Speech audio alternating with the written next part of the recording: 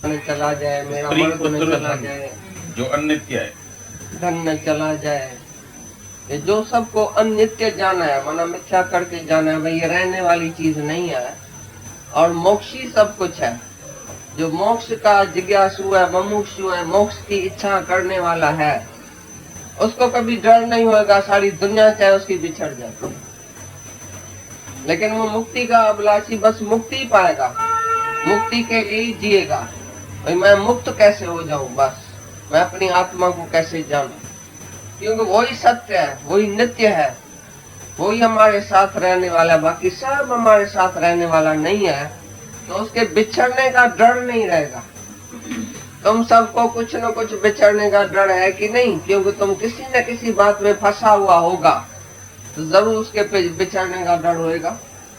अचानक कोई तार आ जाए, चिट्ठी आ जाए, तो तुम डरता क्यों है?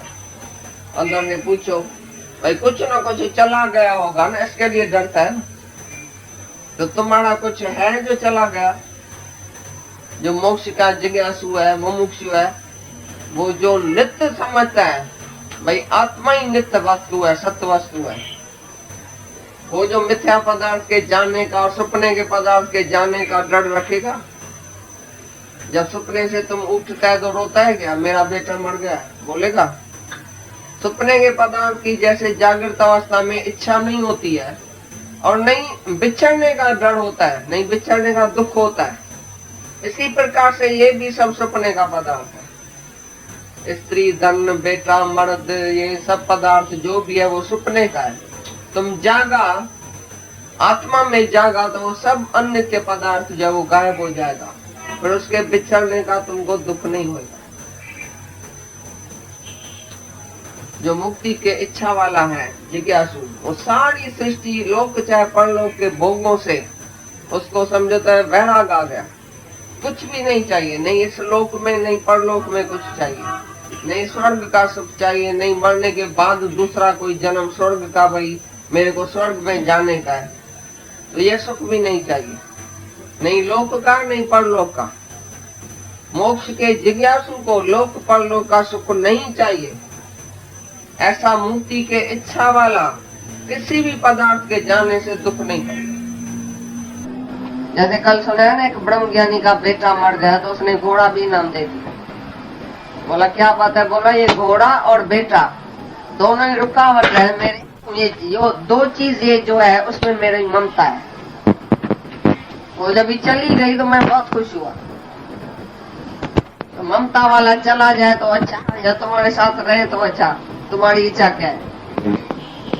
जिसमें तुम्हारी ममता है वो अगर भगवान लेके जाए तो अच्छा करता है कि बुरा करता है? तुम तो बोले भगवान इसको नहीं लेके जाना, ये तो मेरा है, इससे तो मेरा बड़ा प्यार है, प्रीत है। भगवान को बहुत असरसार होता है, जेलस लवर है भगवान। तो मेरे से दूसरे को प्यार क्यों किया? जिसको प्यार करेगा तुम तो भगवान को गुस्सा आता है। जैसे तुम्हारा मर्द है तो उसको गुस्सा आएगा ना, तुम किधर भी देखेगा, बोलेगा तुम मेरी है, तुम मेरे को ही देखो, दूसरे को क्यों देखता है? तो भगवान भी बोलता है तुम मेरा है, भगवान का भी हक तुम्हारे ऊपर है। ये तन मन धन सब भगवान का है, गुरु का है, वो भी तुम्हारे ऊपर हक रखेगा। तो मेरे समय किसी चीज को देखा भी क्यों? काहे के लिए उसके पीछे तुम पड़ा? तो बोलता है जो मुक्ति के इच्छा वाला है वो किसी भी पदार्थ में प्रीत नहीं रखता है, किसी के जाने पर दुख नहीं करता है। किसका भी वियोग हो जाए अचानक तो बोलेगा मेरे को तो मुक्ति चाहिए, बस मैं मुक्ति के लिए ही आया हूँ, बाकी कोई भी पदार्थ मेरा नहीं है। बिछड़े चाहे मिले, चाहे रहे चाहे नहीं रहे, मेरा किसी से वास्ता नहीं है। मेरा वास्ता अपनी मुक्ति से है, अपने उद्धार के लिए मैं आया हूँ। मेरा खाली उद्धार हो जाए बस, बाकी सारी दुनिया जाके खलास हो जाए, लेकिन मेरा उद्धार जरूर होना चाहिए। ऐसा मुक्ति का अभिलाषी जो है वो किसी भी कौन सी भी चीज जानने से दुखी नहीं होगा, क्योंकि वो सबसे जास्ती नित्य जो है आत्मा, उसी में ही प्रीत रखने वाला। बाकी कोई भी पदार्थ जो उसमें प्रीत उसकी नहीं है, क्योंकि सब जानने वाला ऐसा देखा है, अच्छी तरह से जानना है, ये अनित्य पदार्थ है, आने और जाने वाला है। अभी तुम अंदर से देखना किस किस के साथ तुम्हारी प्रीति है, कौन सी चीज है, किसका औरत में, किसका बच्चे में, किसका मर्द में, कितना तुम्हारा ममता फंसी पड़ी है, उसके बिछड़ने का दुख होएगा कि नहीं। इसका मतलब तुम मुक्ति का जिज्ञासु भी नहीं है, ममुक्षु भी नहीं है। इसका मतलब तुमको मुक्ति चाहिए ही नहीं, तुमको वही चीज चाहिए, इसके लिए उसके बिछड़ने का तुमको डर रहे। और जिसको भगवान चाहिए वो बोलेगा सारी दुनिया ही हमारे से कोई लेके जावे, लेकिन मेरे को भगवान जरूर चाहिए। सब कुछ छोड़ने के लिए वो तैयार है। लोक परलोक का सुख उसके लिए कौआ के विष्ठा के समान बिल्कुल यूजलेस है, तब भी वो मुक्ति का लायक हुआ। अभी तो मुक्ति के क्लास में बैठने के लायक हुआ, जिसको लोक और परलोक का सुख नहीं चाहिए। वो मुक्ति के इच्छा वाला किसी भी चीज के जो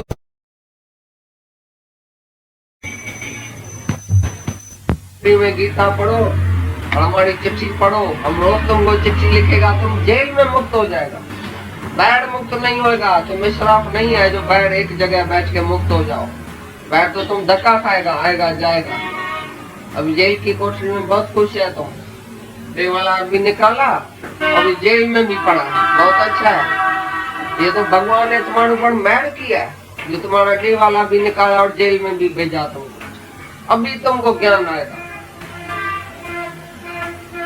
लेकिन तुम जब भी देखेगा अरे मेरा डे वाला निकल गया, अरे मेरे को पैसा नहीं है, अरे मैं कूट गया, अरे जिस दिन कूट जाएगा उसी दिन तुम भगवान हो जाएगा। जब तक तुम्हारा पैसा है, कुछ भी तुम्हारे साथ है, तो तुमको उसी का अहंकार है, उसका आधार है, उसके आधार पर तुम जीता है। तुम देखना किस किस बात का आधार है तुम्हारे। कोई भी दुनिया से जब तुम चला जाता है कोई भी, तो तुम रोता है, क्योंकि उसके आधार पर तुम्हारी खुशी थी। अपने आत्मा की खुशी नहीं है, जितना तुमने आधार लिया है दुनिया का। अभी तुम देखो तो किस किस के ऊपर मेरा आधार है, कहाँ कहाँ मेरी वासना है, तो आधार तो सब चले जाने वाला है, क्षण में क्षय होने वाला है। इसलिए तुम आधार रहते अपने स्व आधार पर सेल्फ कॉन्फिडेंस होना चाहिए, सेल्फ रिलायंस अपने ऊपर। जैसे शेर जो होता है ना, जंगल का राजा अपने ऊपर आधार करता है। बकरियां कट्ठी चलती है 10-20, शेर कभी कट्ठा नहीं चलता। तुम भी शेर शिव मौके रहो, मेरा आधार, किसके ऊपर भी आधार नहीं। स्त्री का, बेटे का, धन का, नौकर का, उसका आधार लेके तुम जीता है, बोलता है मैं बड़ा खुश हूँ। एक भी आधार चला जाएगा तो तुम दुखी होता है, क्योंकि उसमें तुम्हारा स्वार्थ है। अपने को जांचना अच्छी तरह से। तो गुरु नानक साहब ने बोला कि कम से कम 2 चीज तो साथ में जरूर लेके जाएगा, एक अपना तन और मन। तो क्रोध में घर तो छोड़ा, जोश में घर तो छोड़ा, ज्ञान है ही नहीं, तो जिसको ज्ञान नहीं है तो उसका मन उधर क्या करेगा। और तन को क्या क्या नहीं चाहिए, एक तन को क्या क्या नहीं चाहिए। बीमारी नहीं आ सकती है, सर्दी नहीं लगती है, जुकाम नहीं होता है, खाने की जरूरत नहीं पड़ती है, बीमारी के लिए तुमको दवाई की जरूरत नहीं पड़ेगी, और जब ज्यादा बीमार हो जाएगा कोई सेवा नहीं करेगा, उस वक्त फिर हड़ याद आएगा। तो बोलता है माया का मारण हरि नाम है, माया का मारण हरि नाम है, सो गुरुमुख पाएगा। जो गुरु के मुख से जन्म लेता है और इस माया को खत्म करता है, अंदर के संसार को, मन को और ये तन को, जो इधर ही खत्म करता है, इधर ही भुलाता है, वो तो ऐसे बैठा है जैसे सन्यास नहीं बैठा, उसके लिए तो इधर ही सन्यास है। तभी बोलता है जाग, भागेगा भागने वाले को हर चीज जाग। सब करोड़ों लाखों आदमी से, लाखों सन्यासियों से हमने अनुभव लिया है, एक एक से अकेले में मिलके। वो बोलता है मेहरबानी करके सन्यास रोक लेना। मैं भी कोई दुनिया भर का जितने भी ये तीर्थ आश्रम है उधर गए, मेरे को विश्वास नहीं आता था। हम बोलता था ये एक एक संत जो बैठा है कोई तो बड़ा संत होगा, पूछे तो सही। सबने मेरे को, और जहाँ विवेकानंद जाके खुद जाके एजुकेशन लिया था, उसके जो पुराने पहले के गुरु थे, उसके जो शिष्य भी रह गए थे, उसने बोला कभी संन्यास नहीं लेना, हम गलती से लेके बैठे, तुम्हारा उद्धार उधर ही होएगा जहां तुम बैठा है। लेकिन हर एक को ये ज्ञान की जरूरत है, कोई भी होवे, सन्यासी होवे, वैरागी होवे, कोई भी होवे, उसको अपने शरीर को जरूर भुलाने का है, मैना जरूर होने का है। जीव भाव को मिटाने के समय भगवान कभी प्रकट नहीं होगा। जीव भाव वाले को कदाचित कभी भी आत्मा का साक्षात्कार नहीं हो सकता। इधर भी बैठे, सन्यास में बैठे, जंगल में बैठे, अकेले में बैठे। अकेला कल एक लेटर आया है मेरे पास, बोलता है मेरे को बस दुनिया से वैराग है, नफरत है, मैं अकेला बैठना चाहता हूँ, लेकिन मेरे को इजाजत देना, मेरा जहाँ तुम घर को जाओ, एकांत मीन्स एक का भी अंत हो जाए, जहाँ भगवान ही भगवान रह जाए, ये है सच्ची एकांत। जहाँ तुम रहो ही नहीं, तुम होगा तो बस जगह ही जगह को अलग करके जैसे दूसरे का सही करके जानता है, तो निंदा और स्तुति में खुश और दुखी कैसे होगा? अभी दूसरे की निंदा होती है तो तुम दुखी होता है, जब तुम्हारे नाम की निंदा होती है तभी दुखी होता है ना। मेरी निंदा किया, मेरे लिए ऐसा बोला, मैं तो बड़ी अच्छी हूँ, मैं तो बड़ा ऐसा हूँ, मेरे लिए काय के लिए बोला। तुमको जब भी गाली मिलती है, तुम्हारे नाम पर तुमको देख के कोई गाली देता है, तुम्हारे नाम पर गाली देता है, तब भी तुमको असर होता है। दूसरे को गाली लगती है जब भी मिलती है तो तुमको इतना असर नहीं होता। अपने देह को, उसको निंदा और स्तुति असर नहीं करती है। ये पॉइंट है ज्ञानी की। हाँ भाई, ज्ञानी अपने देह को असल अलग देह करके जानता है, जैसे दूसरे की देह अलग है। भाई दूसरे का शरीर करता है, भोगता है, दुखी है, सुखी है, यहाँ निंदा होती है, स्तुति होती है, तो तुमको थोड़ी खुशी होगी, यहाँ दुख होगा। दूसरे की प्रशंसा होती है, तेरा की। ऐसी तरह से ये शरीर अपना अपने से अलग करके ज्ञानी देखता, इसलिए उसको निंदा और स्तुति नहीं सताती है, नहीं निंदा सताती है, नहीं स्तुति उसको खुश करती है। खुशी में, रंज में द्वंद जोड़े से वो ऊपर है। जो भी द्वंद जोड़ा है वो दुनिया में है, जगत में है, मना जीव में है। तुम शरीर है तो दोनों जोड़ा तुम्हारे साथ है, कभी दुखी, कभी सुखी, कभी मान, कभी अपमान, कभी नफा, कभी नुकसान। ये जो दो द्वंद जोड़ा है वो उसको असर करेगा जो अपने को देह करके जानेगा, जो अपने को आत्मा से अलग करके जानता है, माना देह को आत्मा से अलग करके जानता है। ये देह की निंदा होती है, मेरी नहीं होती है। मैं उस स्तुति निंदा से ऊपर हूँ, मैं दुख सुख से ऊपर हूँ। ये दुख सुख, लाभ हानि, मान अपमान, नफा नुकसान सब देह का धर्म है, देह की बात है, हमारी नहीं है। जो अपनी आत्मा से अपने देह को अलग करके जानता है, माना देह और आत्मा को अलग करता है, उसको ये द्वंद जोड़ा सताता नहीं है, दुखी सुखी नहीं करता। शुभ अशुभ उसको देखने में नहीं आता है, प्रिय अप्रिय देखने में नहीं आता है, क्योंकि एक ही आत्मा जो देखता है और अपने देह को अपने से अलग करके देखता है, जैसे दूसरे की देह है, तभी उसको ये द्वंद जोड़ा नहीं सताता।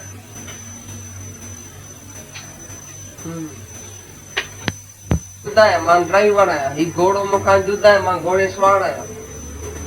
हाणे घोड़े जी टंग टुटी या घोड़े जी निंदा थी या साड़ा थी या घोड़े के प्यार कयो या के मारब नस, तमे ड्राइवर है छा वने, ड्राइवर का क्या वास्ता है घोड़े से।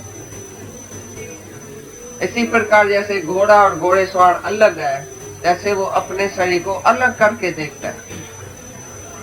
तो ये जो भी द्वंद जोड़ा है वो सही से लागू है, मेरे से लागू नहीं है। ये सब जो है वो मन का, शरीर का धर्म है, मेरा धर्म नहीं है। प्राणों का धर्म है, मेरा धर्म नहीं है। भूख प्यास, सर्दी गर्मी, दुख सुख, मान अपमान जो भी लगता है इस शरीर को लगता है, लेकिन मेरे को नहीं लगता है, क्योंकि मैं आत्मा हूँ। मैं सर्वथा न्यारा हूँ, इससे शरीर से मैं बिल्कुल अलग हूँ। आत्मा की कोई निंदा करता है? दुनिया में देखा है कोई आत्मा की निंदा करे?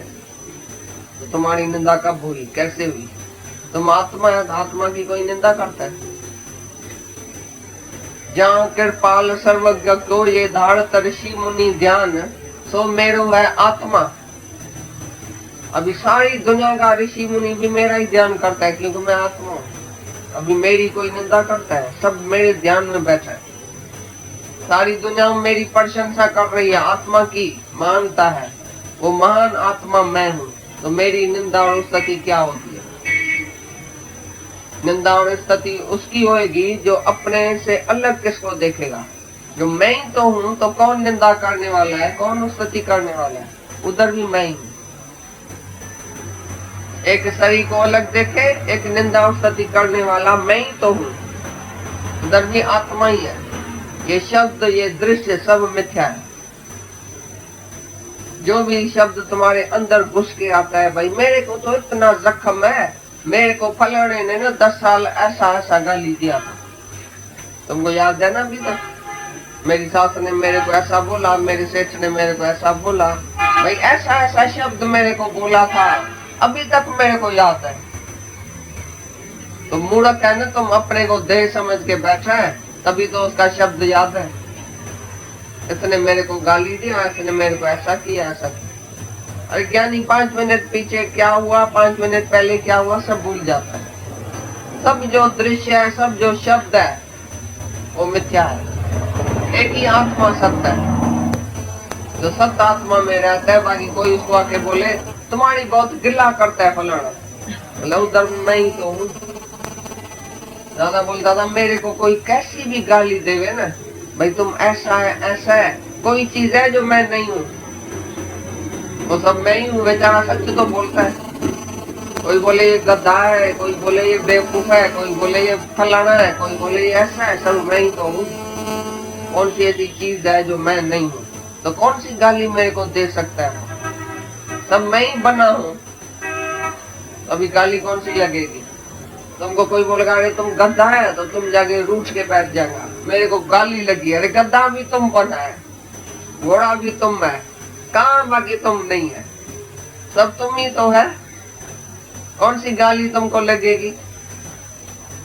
अभी कोई गाली बनी है डिक्शनरी में जो तुमको लगेगी? आत्मा से कौन सी गाली लागू है बताओ? तो कौन सा शब्द तुमको असर कर सकता है? गुरु भी जब गाली देता है, बोलता है गुरु ने बहुत गाली दिया आज। किसको दिया, किसने दिया? गाली का अर्थ क्या है, मतलब क्या है? जब मतलब में जाएगा तो कुछ होगा ही। क्योंकि गुरु के अंदर प्यार है, तो तुमको प्यार ही असर करेगा, गाली असर करेगी नहीं। फिर तुम क्यों आता है? गाली खाने आता है। प्यार तुमको खींच के लाता है कि गाली तुमको खींच के लाती है?